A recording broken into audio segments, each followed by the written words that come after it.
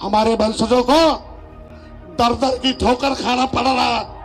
निषादों को जिन्हें बर्बाद किया है उन्हें तो अपने ओर से बर्बाद करो, अपने ओर से बर्बाद करो, तब जाके तुम्हारा काम करेंगे। मैं कहता हूँ आज के दिन में तुम्हारी बहन बेटियों की इज्जत लूटी जा रही है। तुम्हारे बच्चे आज के दिन में तुम्हारे बच्चे कहाँ भीख नहीं मांग रहे हैं आज के। साथियों, आप लोगों ने एक कहावत जरूर सुना होगा, जब किसी के पास सत्ता और धन दोनों हो फिर भी वह गरीब और लाचार दिख रहा है तो समझ जाइए कि उसके पास दिखावे की धन और सत्ता है, या फिर वह निजी स्वार्थ के लिए ऐसा दिखावा कर रहा है, जो कि इस समय इसी कहावत पर चरितार्थ हो रहे हैं कैबिनेट मंत्री, भारतीय जनता पार्टी में कैबिनेट मंत्री डॉक्टर संजय निषाद, क्योंकि इन्होंने अपनी लाचारी और अपने समाज की लाचारी को बताते हुए भरे मंच से जनता के सामने संबोधित करते हुए रोने लगे थे। डॉक्टर संजय निषाद जो वर्तमान में कैबिनेट मंत्री हैं, निषाद पार्टी के मंत्री हैं, भारतीय जनता पार्टी जो वर्तमान में सरकार है उसके मंत्री हैं, इन्होंने अपने समाज की लाचारी को गिनाते हुए रो दिए थे भरे मंच पर, जिसके बाद हमारे उत्तर प्रदेश से लेकर के पूरे देश की राजनीति में एक अलग माहौल बन गया कि जिसके पास मंत्री पद है, जो वर्तमान में मंत्री है, वह इस प्रकार की समाज की अपनी समाज की लाचारियों को गिना रहा है, जिसके बाद वह मंच पर रोने लगे। जिसके पास अगर सत्ता नहीं है वो अगर अपने समाज की लाचारी को गिनाकर रोए तो उस पर कुछ गौर करते हैं, उस पर कुछ चर्चा करने वाली बात होती है।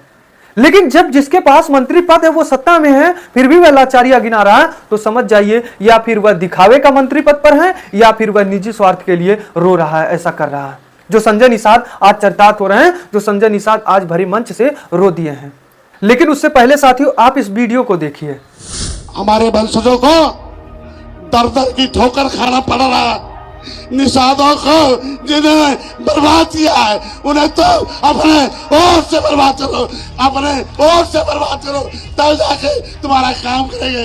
मैं कहता हूँ आज के दिन में तुम्हारी बहन बेटियों की इज्जत लूटी जा रही है। तुम्हारे बच्चे आज के दिन में तुम्हारे बच्चे कहाँ भीख नहीं मांग रहे हैं आज के दिन में। हमारे लोगों का वोट लेकर छीना गया है। हमारे बच्चों को आज भूखों, हमारे लोगों की बहन बेटियों की इज्जत लूटी जा रही है। मैं तो इतना कहूंगा, खड़ा हो जाओ, अपने पास अपनी पार्टी खड़ा करो, या खड़े हो जाओ कुर्सी से, अपने खड़ा हो जाओ, पार्टी खड़ा करो, घर घर झंडा लगाओ और जय निषाद राज का नारा लगाओ। इसी नारे से आपका हिस्सा बढ़ेगा। बोलो जय निषाद राज। उम्मीद करते हैं कि आप लोगों ने इस वीडियो को देख लिया होगा। ये मंत्री संजय निषाद जी हैं जो भरे मंच पर जो है रोने लगे हैं। लेकिन ये रोने क्यों लगे हैं और कहां किस जिले में कार्यक्रम थी जो इतनी पब्लिक जुटी है और उसके बाद ये रो रहे हैं, आज हम अपने वीडियो में पूरा विस्तार से बताएंगे। तो चलिए हम बताते हैं। साथियों, डॉक्टर संजय निषाद जो कि आप लोग इनको बारे में जानते होंगे, एक कैबिनेट में मंत्री हैं, निषाद पार्टी के मंत्री हैं। इनकी पार्टी निषाद पार्टी है जो हमेशा जो है निषादों के हक की बात करते हैं। निषाद यानी कि जो कि ओबीसी समाज में आते हैं निषाद पार्टी। निषाद समाज का काम होता है मछली पकड़ना, यानी कि इनका जो जुड़ाव होता है वो नदी से जुड़ा होता है। हालांकि मंत्री जी भी अपने समाज को फिशर कहते हैं, फिशमैन कहते हैं। डॉक्टर संजय निषाद निषादों को फिशमैन कहते हैं। लेकिन साथियों बात करते हैं कि डॉक्टर संजय निषाद को रोने की नौबत क्यों आई। साथियों, गोरखपुर जिले में निषाद पार्टी की एक रैली थी, कार्यक्रम थी, जो कि आगामी विधानसभा चुनाव 2027 की रणनीति को साधने के लिए यहीं से इनका जो शंखनाद है शुरू हो गया, बच गया गोरखपुर से ही। उस दौरान जब शुरू हुआ तो 3000 बाइक की रैली निकाली गई थी निषाद पार्टी के द्वारा गोरखपुर में, जिसमें स्वयं आगे आगे बाइक से मंत्री जी जा रहे थे। रैली पूरी हुई, जिसके बाद कार्यक्रम यानी कि मंच जहां लगी थी, जहां निषाद पार्टी के मंत्री यानी कि संजय निषाद के कार्यक्रम को सुनने के लिए लोग एकत्रित हुए थे, वहां पर जनता को संबोधन कर रहे थे मंत्री जी। मंत्री जी संबोधन करते हुए वर्तमान सरकार से तो मांगा ही अपने समाज के हक के लिए, लेकिन अपोजिशन जो विपक्ष में कुछ पार्टियां हैं, सपा और बहुजन समाज पार्टी, इस पर भी इन्होंने कड़ा प्रहार किया। क्या क्या किया मैं आज वीडियो में विस्तार से बताऊंगा, आप वीडियो में लास्ट तक बने रहिएगा। साथियों, कार्यक्रम में मंच पर संजय निषाद ने कहा कि समाजवादी पार्टी ने हमारे समाज के लोगों की पढ़ाई लिखाई छीन ली थी।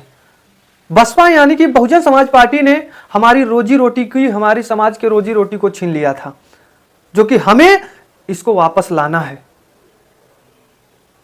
हम अपने समाज के लोगों को अनुसूचित वर्ग में शामिल करना चाहते हैं क्योंकि हमारा समाज आरक्षित वर्ग है, जो कि यही समाजवादी पार्टी, बहुजन समाज पार्टी ने होने नहीं दिया। हमारे समाज के लोगों के अधिकार को उन्होंने छीन लिया, जो कि यही मैं भारतीय जनता पार्टी यानी कि योगी जी से मांग करूंगा कि हमारे समाज के लोगों के हक की बात किया जाए, उनके हित की बात किया जाए, अनुसूचित वर्ग में उनको डाला जाए। साथियों, ये संजय निषाद है। अब बात करते हैं कि संजय निषाद यानी कि निषाद पार्टी 2022 में जब विधानसभा चुनाव हुआ था तो भारतीय जनता पार्टी के साथ गठबंधन किया था, जिसमें 19 सीट पर चुनाव लड़ा था निषाद पार्टी ने।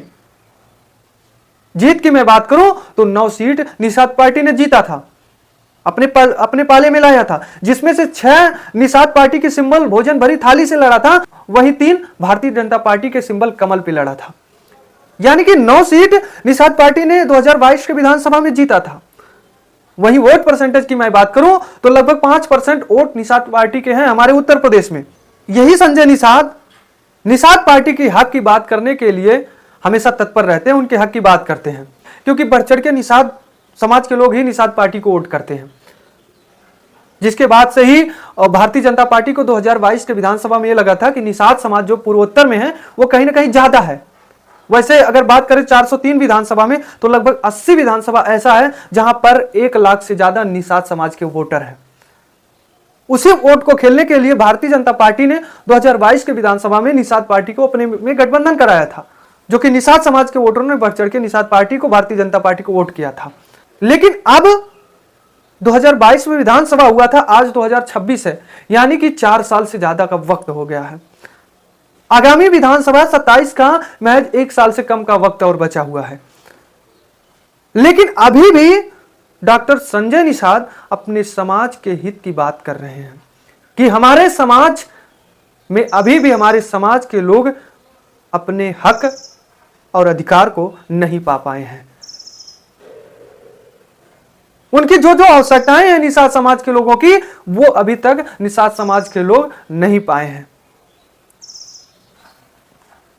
कार्यक्रम में आगे संबोधन करते हुए संजय निषाद ने कहा कि मैं जाऊंगा, भारतीय जनता पार्टी से कहूंगा कि हमें मंत्रालय नहीं चाहिए, हमारे मंत्रालय को ले लिया जाए, लेकिन हमारे समाज के लोगों का उत्थान किया जाए, उन्हें आरक्षण दिया जाए, अनुसूचित वर्ग में डाला जाए। संजय निषाद ने मंच से कहा और वहां पर जनता को संबोधन करते हुए लोगों से कहा कि मैं आप लोगों के लिए बहुत कुछ किया, रोडों पर रहा, 7 महीने जेल में रहा, जरूरत पड़ी तो आपके बच्चे के लिए मैं फांसी से लटक जाऊंगा। संजय निषाद ने कार्यक्रम में संबोधन करते हुए लोगों को कहा कि मैं सड़क पर रहा, जेल में रहा आप लोगों के लिए, जरूरत पड़ी आपके बच्चों के लिए मैं आपके बच्चे की भविष्य खराब होने नहीं दूंगा, अगर जरूरत पड़ी तो फांसी से लटक जाऊंगा, संजय निषाद ने कहा। आगे संजय निषाद ने कहा कि आज जिस प्रकार से हमारे रैली में लोग पहुंचे हैं, ये रैली नहीं, ये रैला इसे कहा जाएगा, क्योंकि हमारा समाज अब जागरूक हो गया है, वो अपने हक के लिए आगे आ गया है।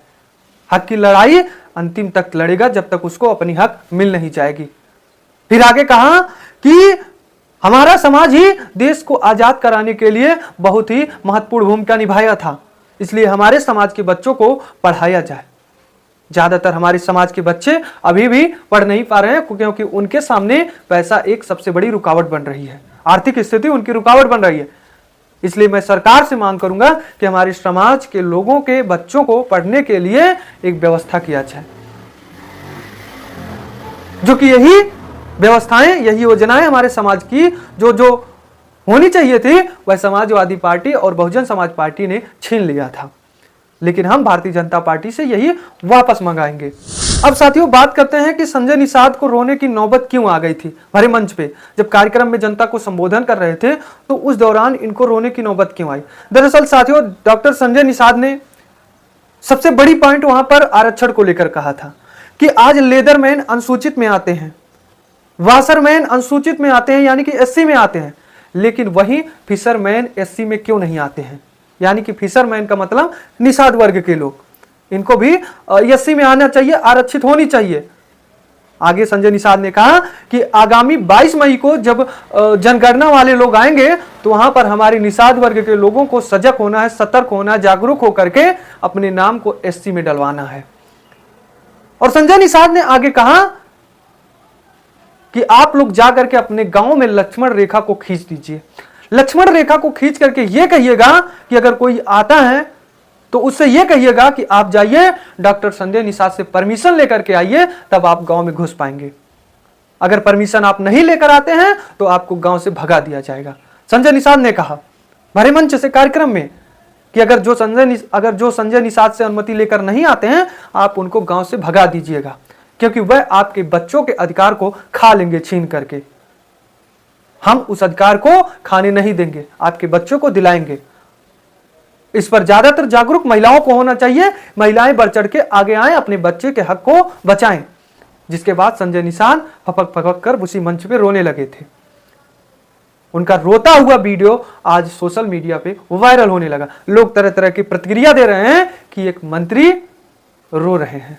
अब साथियों मैं बात करता हूं कि डॉक्टर संजय निषाद जो आज निषाद समाज के लोगों के हक की बात कर रहे हैं, कार्यक्रम में रो रहे हैं एक मंत्री होकर के भी, क्या डॉक्टर संजय निषाद 2022 में जब गठबंधन किए थे, गठबंधन के बाद सरकार बनी और सरकार बनने के बाद आज 4 साल हो गया और 4 साल से वो मंत्री हैं, क्या डॉक्टर संजय निषाद को आगामी 2027 का विधानसभा चुनाव जब नजदीक आ गया तब उनको ये याद आ गया कि हमारे समाज को एससी में डालना चाहिए, हमारे समाज का उत्थान नहीं हो रहा है? पिछले 4 साल आप कहां थे? इस पर जनता को, निषाद वर्ग के लोगों को सवाल करना चाहिए कि आप जिस हक की बात कर रहे हैं क्या आपको अब याद आया? तो ये तो वही कहावत हुआ जो शुरू में मैंने कहा कि जब आपके पास धन और सत्ता दोनों हो उसके बाद आप गरीब और लाचार दिख रहे हैं, या फिर आप दिखावे की सत्ता में हैं, या फिर आप स्वयं निजी स्वार्थ के लिए ऐसा दिखावा कर रहे हैं, जो कि संजय निषाद पर ऐसा फिट बैठ रहा है। क्योंकि लगातार 22 के बाद आज 4 साल हो गया, आपको निषाद समाज की एक बार नहीं याद आया कि निषाद समाज को एससी में डालना चाहिए। अगर आपने सदन में पेश किया था इस मुद्दे को तो फिर वो पास क्यों नहीं हुआ? अगर नहीं हुआ तो आपका मंत्री बेकार का पद है। तो साथियों इस पर मैं ज्यादा डिस्कस नहीं करूंगा क्योंकि वीडियो लंबी हो जाएगी। आप लोग इस पर क्या कहते हैं कमेंट बॉक्स में जरूर लिखिएगा। तो दीजिए ब्रिजेश गुप्ता को इजाजत, मिलते हैं एक नई मुलाकात नई वीडियो के साथ।